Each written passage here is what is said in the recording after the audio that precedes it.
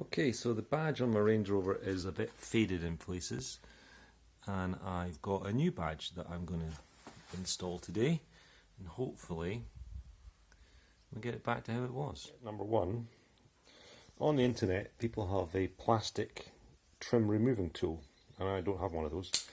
So what I did is I took one of these, which is like a spacer for fitting doors and windows, and I filed down the edge to be nice and flat, and what we need to do now is just carefully pop it in and lift it up. But before I do that, I need to make a template. Number one, this isn't really a proper template. This seems to be the protection package stuff, so it doesn't quite fit perfectly. But what I suspect is the new signs, maybe for copyright reasons, are slightly bigger.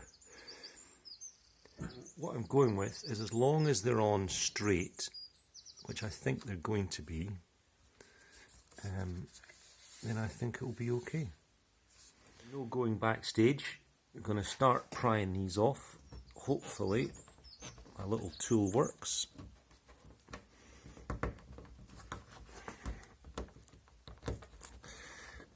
And doesn't damage the car.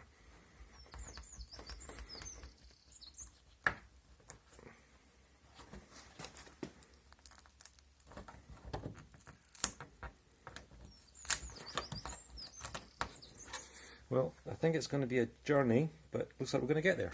It came off surprisingly well with my little homemade tool. Quite happy with how that came away. I now need to clean that all up. I don't know if you can see the difference between the old ones and the new ones. Definitely looking forward to the difference. Nice and shiny, old and dull. So I'd looked online on YouTube, and a lot of people say you need to buy a special removing tool to get the plastic off. What I've got is some WD-40, an old sock,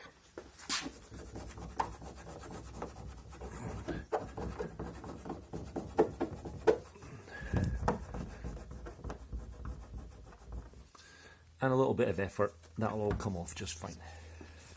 Okay, so that cleaned up quite well. You can still see the old Range and Rover. I think more of that though is actually old road grind dirt. So I'm going to give it a go with some degreaser now, and then I'm going to try good old T-cut and a rag to polish that all down quite well just with the degreaser. I don't know if you can quite see, there are still some signs of the old names just there. Anyway, I've got this old bottle of T-cut. Now, a friend of mine is a detailer, and he'd freak if he knew I was using this on my Range Rover. Anyway, it's all I've got, so we're going to give it a go. I just realised my phone battery is down to 4%, so I'll try and get this done before. So that's the T-cut. This is an old stone chip that's just there.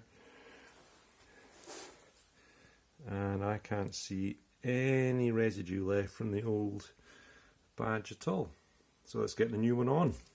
We can see how the template thing, I stuck it on. This is foam though, so it was a bit compliable, so I had to be careful not to stretch it too much. The O is ever so slightly squint, but I don't know if we'll see it when I take it all off.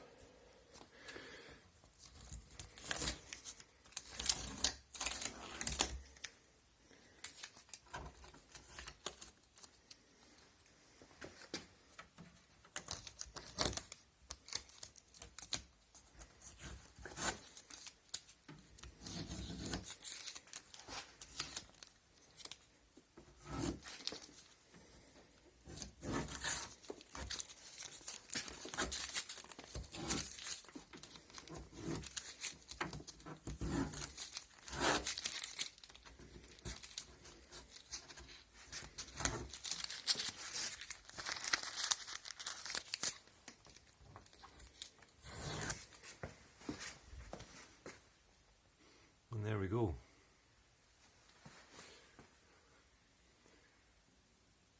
All in all, I'm really disappointed because I've put the R on squint. I managed to pop the R off before the glue had really set, and I think I'm quite happy. Far around so it's in natural daylight. that there's a stone chip. That's not something I did, and so is that. But yeah, all in all, I think it's a big improvement on the previous one.